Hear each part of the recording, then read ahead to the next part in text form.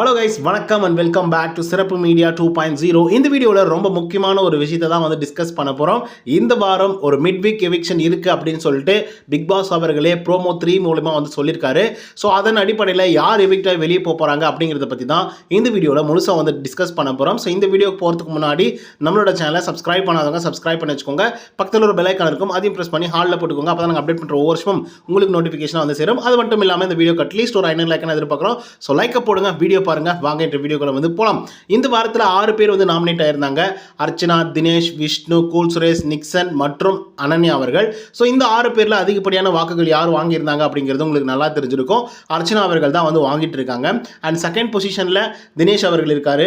3வது பொசிஷன்ல கூல் சுரேஷ் இருக்காரு. 4வது இடத்துல வந்து விஷ்ணு அண்ட் 5th பிளேஸ்ல நிக்சன் அண்ட் 6th பிளேஸ்ல அனன்யா வந்து இருக்காங்க.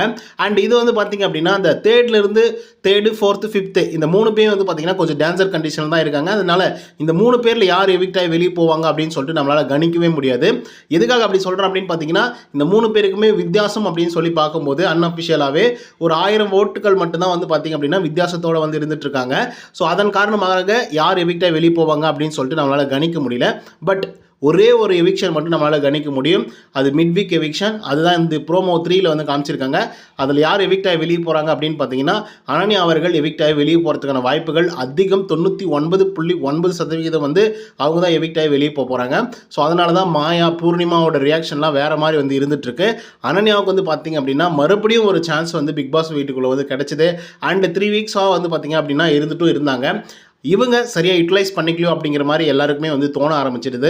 ஏன்னா ஆரம்ப காலகட்டத்தில் இவங்க வரும்போது வைல்டு கார்டு என்ட்ரியாக வரும்போது ஒரு நல்ல ஸ்கோப் இருந்தது. அண்ட் ஓட்டிங்ஸும் நிறைய விழுந்திருந்தது. அதுக்கப்புறம் அந்த சேர்க்கை சரியில்லை அப்படின்னு சொன்னால் எவன் நம்புறா? அதே மாதிரி தான் இவங்க சேர்க்க சரியில்லாமல் மற்றவங்க கூட வந்து சேர்ந்துட்டு சுற்றிட்டு இருந்தாங்க இந்த புள்ளி கேங் கூட எல்லாம். ஸோ ஒட்டு மொத்தமாக வந்து பார்த்திங்க அப்படின்னா அடுத்து வரவே கொலாப்ஸ் பண்ணி விட்டாங்க மக்கள்.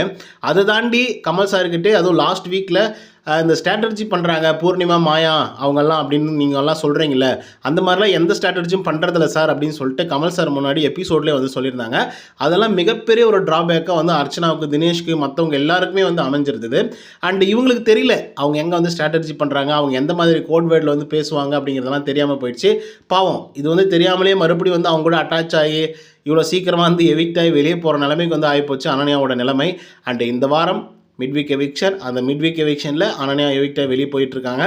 அண்டு இந்த வாரத்தோட கடைசியில் யார் எவிக்டாக வெளியே போவாங்க அப்படிங்கிறத பொறுத்திருந்து பார்ப்போம். ஒரே ஒரு சின்ன வருத்தம் மட்டும்தான். அது என்ன அப்படின்னு பார்த்தீங்கன்னா அந்த மிட் வீக் எவிக்ஷன் இருக்குது அப்படின்னு சொல்லிட்டு அட்லீஸ்ட் வந்து ஆடியன்ஸ் ஆகி நமக்கு வந்து சொல்லிட்டு இருந்தாங்க அப்படின்னா கண்டிப்பாக ஓட்டிங்ஸ் எல்லாருக்குமே வந்து சேஞ்சஸ் வந்து நிறைய நடந்திருக்கும்.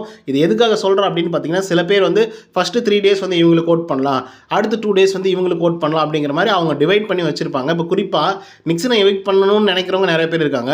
ஸோ அவங்க நினைக்கிறது எல்லாமே ஓகே கூல் சுரேஷ்க்கு போகலாம், அதுக்கப்புறம் விஷ்ணுக்கு வந்து போடலாம் அப்படிங்கிற மாதிரி யோசிச்சு தான் வந்து போட்டிருந்தாங்க. ஆனால் கடைசியாக வந்து இந்த மாதிரி மிட் வீக் எவிக்ஷன் அப்படிங்கிற மாதிரி சுச்சுவேஷன் இருந்தால் எல்லாரும் நிறைய பேருக்கு வந்து அனன்யாவுக்கு போட்டு நிக்சன் எப்படியாவது தூக்கணும் அப்படிங்கிற மாதிரி முடிவுக்கு வந்திருப்பாங்க. ஸோ இந்த மாதிரி பல ஸ்ட்ராட்டஜி வந்து மாறி இருக்கும். பட் டோட்டலாக மொத்தமாக வந்து டேமேஜ் பண்ணிட்டாங்க. ஸோ இதை பற்றின உங்களோட கருத்துக்கு என்ன அப்படிங்கிறத கமெண்ட்டில் வந்து பதிவு பண்ணுங்கள். இந்த வீடியோ உங்களுக்கு வந்து பிடிச்சிருந்தா லைக் அண்ட் சப்ஸ்கிரைப் பண்ண மறந்துடாதீங்க. நன்றி, வணக்கம்.